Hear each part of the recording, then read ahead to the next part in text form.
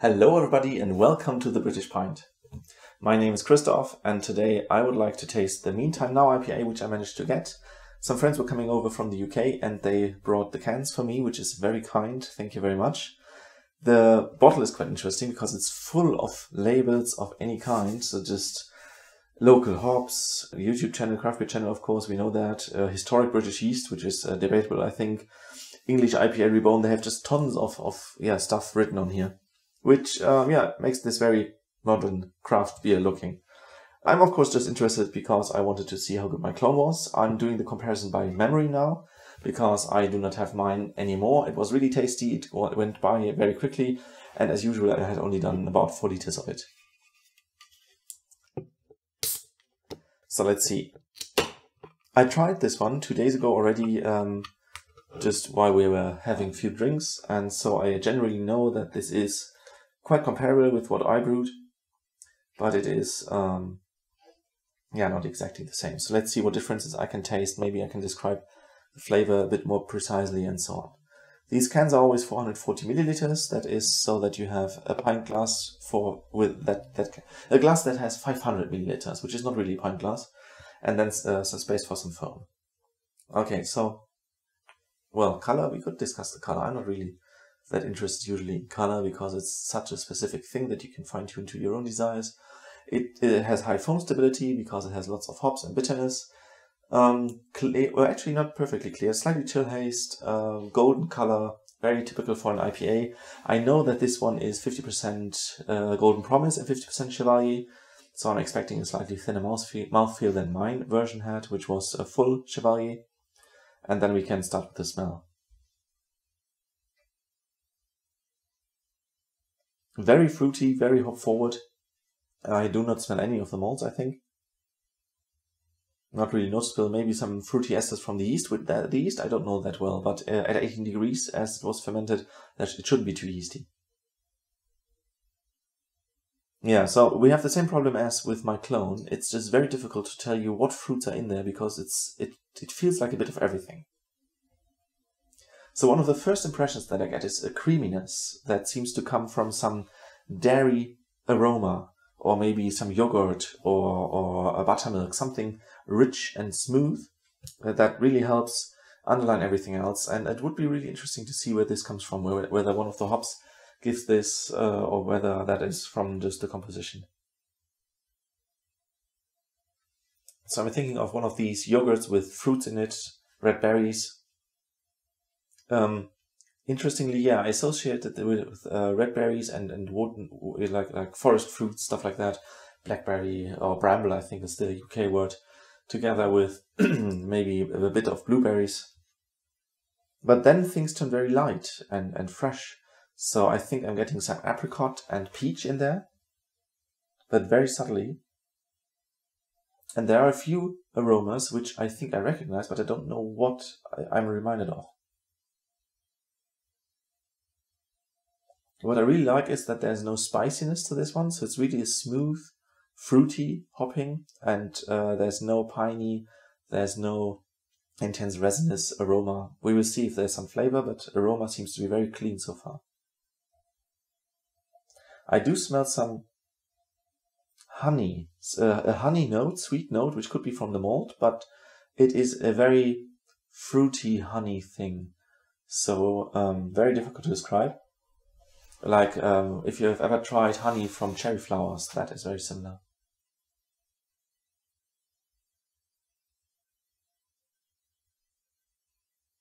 Yeah, I think I've finished saying everything that I can really individually smell from there.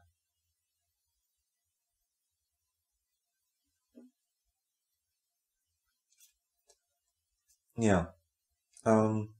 So, taking a big sip, you actually notice bitterness quite early on. There's a strong bitterness that fits the IPA title. I think they went to, what was it? Was it just 30 IBU? Significantly lower than the stuff they had in the beginning. I think it's 38, and I did something like 45 to 50, which is too much. My bitterness was really harsh. This is just on the edge of being too much, just still fine, very long lasting. I still feel the bitterness in the mouth. It really encourages me to keep drinking without me being like uncomfortable and thinking I don't want to continue. Very nice. Now the flavor, I notice a very small dip in the flavor because this beer is has a best before date in 2 months, and I think they give it only 3 months since bottling, so it should be only 1 month old, or canning, not bottling, but you know what I mean. So there might be some aromas lacking, some flavor lacking compared to what you would get if you get this, for example, in the pub, which would be, of course, the freshest. But let's see what flavors I can go through bit by bit.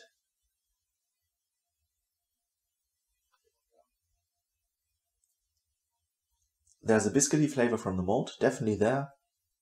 Since it's half-half between Golden Promise and Chevalier, I can't really say whether it is this orange marmalade flavor people sometimes attribute to Chevalier, or whether it's really the more biscuity, like proper biscuits, for like tea biscuits, for example, that you would get from the Golden Promise. I know Golden Promise quite well. There is quite a bit of fruitiness in there, but it comes, so first you get the bitterness and the biscuitiness, then there's this small dip, and then come all the fruits. Let's see what I taste.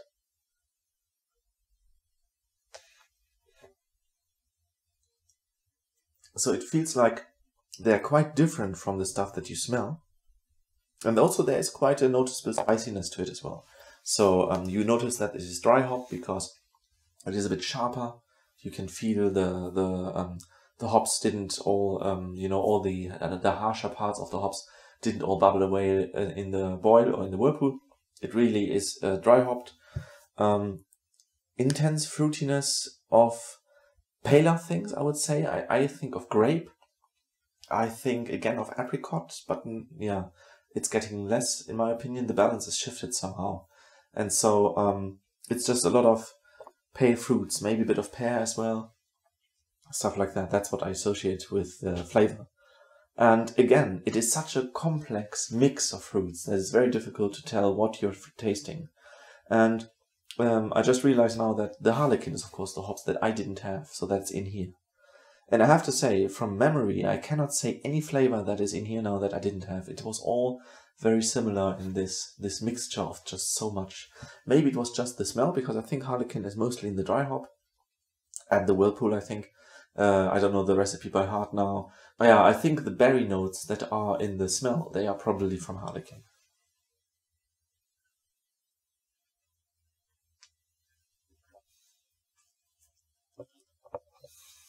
Yeah, it's very drinkable. It's very nice.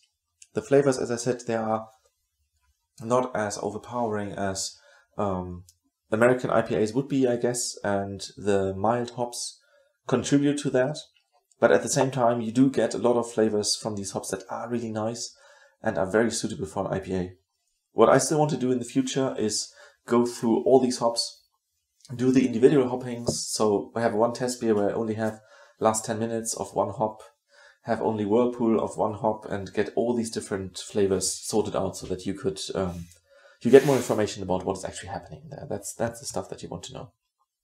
Okay, I think this would be everything then, and I will continue drinking the rest with my lunch now. And then I would say see you again for the next beer, and bye bye.